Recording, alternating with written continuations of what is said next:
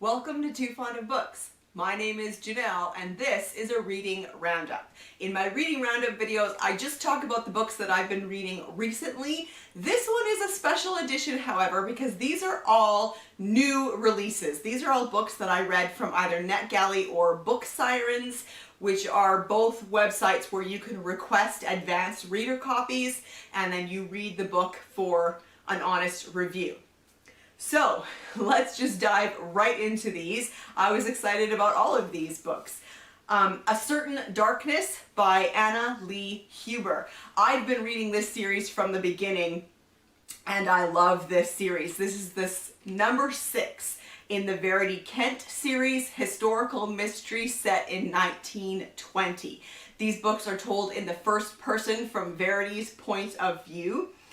And I was really excited when my request for this book was accepted because this is a series that like I said, I've read from the beginning and I've really enjoyed this series.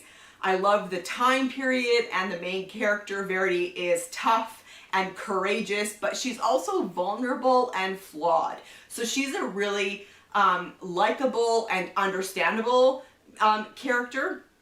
In this particular one, someone from her husband Sydney's past asks for help and the two of them head to France. So that's one thing that I loved about this book, is that it's set in France primarily rather than in England where the rest of them are set.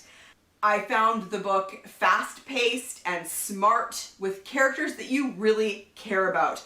I really like the complex yet ultimately strong relationship between Verity and Sydney, and I really liked also that there was lots of action tempered with reflective moments. So this was a definite recommend from me. I really enjoyed A Certain Darkness. And if that's a series that you've never read before, I would recommend that you read that series in order, because there are 6 books out now in the series, but it is very compacted time-wise.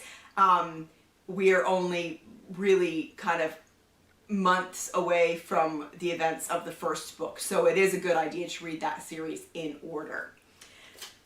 Next up, I read Death Down the Aisle by Verity Kent. This is another series that I love, but I have not been keeping up with. Number 11 in the Lady Eleanor Swift series, and I have read 4 books in this series, and I just really love it. This is again historical mystery set in the early 1920s in England, and Lady Swift is such a great character. She wasn't brought up in this position.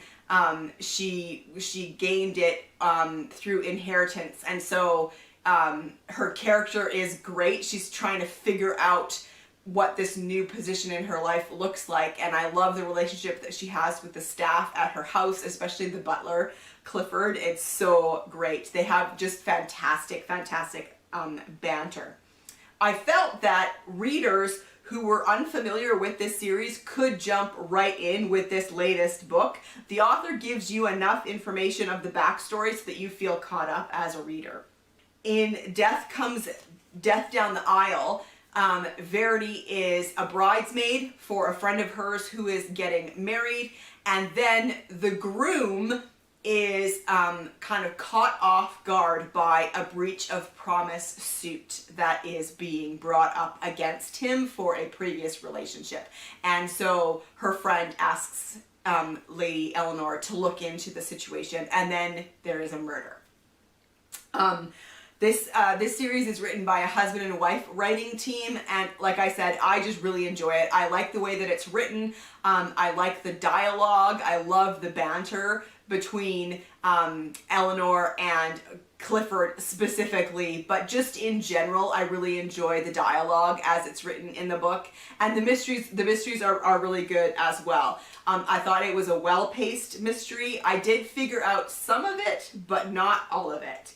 And the reason why I like this series so much is because of the main character, Ellie. She is kind and impulsive and courageous, and a somewhat reluctant sleuth, and I like that. So yeah, I really loved Death Down the Aisle. Next up is A Cornish Recipe for Murder by Fiona Leitch.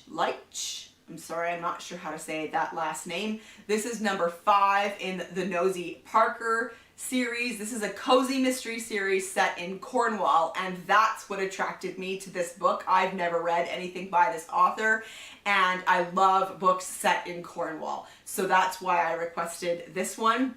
Our main character, Jodie Parker, she's an ex police officer with the Metropolitan Police in London, and she's currently a caterer in Cornwall. She enters the Best of British Baking Roadshow, and then one of the crew is murdered. So yeah, like I said, I love that it's set in Cornwall. It's basically a cozy. I loved how much description we got of the baking show, the road show. I thought that was great. There was a lot of descriptions of the things that were being baked and the competition itself. The characters were pretty good. Jodie makes an interesting detective because she has 20 years experience on the police force. She's not your usual amateur sleuth, and yet she is in that role of amateur sleuth because she is no longer in the police department. And so that makes for an interesting cozy mystery. She is, of course, dating the detective. He's a detective chief inspector or something like that. And so, of course, you know, like with a lot of cozies, that's her in to the investigation. Now, there is one thing I didn't like. There was too much toilet talk in the book for me, and I'm just not a fan. And some of the humor was just not to my taste, but otherwise, it was a fairly solid, cozy mystery. Next up, we have A Song of Comfortable Chairs by Alexander McCall Smith. This is number 23 in the number 1 Ladies Detective Agency series, and I loved this book. I basically love every book in this series. I just love Precious Remote's way. I love the gentle tone of these stories. I love this. It's so much just about sitting and talking with people.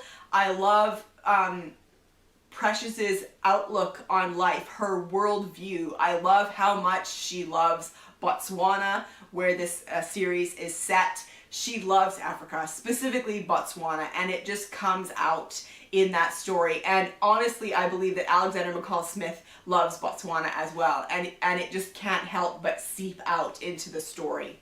I honestly, the one thing that I was thinking after I read this book was that reading a book in the number 1 Ladies Detective Agency series restores my faith in humanity. Like I said, I just love the worldview that comes out in these stories. And this is seriously, this is a series that I hope never ends. And so in this one, we get a lot more of Charlie, who works at Precious's husband's mechanic shop at the garage, but he also works part-time. He's kind of training to be a detective, and he plays a slightly bigger role in this story, which I really enjoyed. And in this one, there weren't any actual cases at the detective agency. Both cases that they look into were personal. One is connected to Grace's husband. Grace is Precious's partner at the detective agency, and so I just loved that she just kind of took on these cases for personal reasons. I love the number 1 Ladies Detective Agency, and so I was very excited to have a chance to read that book. Okay, and then last but not least, this is a book that I got from Book Sirens, and it was called The Girl from St. Petersburg. I didn't write down the name of the author. I'm going to make sure I put it up here on the screen so you can see. Oh, it'll be on the book cover. This is historical fiction set in Russia in 1905. Now, I've never read anything by this author, and I didn't realize when I went into it that this was a prequel to a book that she had already written. that may have helped to know that. I'm not entirely sure. This is a novella, and it is about a family in St. Petersburg, and the story opens on the night of a famous riot that historically happened. There had been strikes going on because of stuff that the Tsar was doing, and on this night riots broke out, and the book opens and one of her brothers is killed. Her father and her fiance have to flee, and so they flee to America, and her sister and her mother are left behind to try and raise enough money to eventually follow the family to America. And so really it was a story of courage in quite a desperate situation. They were a Jewish family, and they had no money. And so this young girl, I think she's 17, she really had to step up and help out her family. And so it was a good story, but the one thing that I thought was interesting to me is, like, this was a story of struggle and courage and horrible events happening, and yet through the whole thing I really felt slightly removed from the characters and even the story, and I'm not entirely sure why. So that lessened my enjoyment a little bit of it. A story with that level of danger to a character, I should have felt more for them, I thought. I did really enjoy the author included historical notes at the end though, and I did really enjoy that, learning more about historically what was happening in Russia in 1905. So I thought that was really cool. So that is The Girl from St. Petersburg. So these are the new releases that I have been reading recently. Let me know in the comment section down below if these are series that you have read any from. What are your thoughts about these books? And I will see you for another video soon. Bye.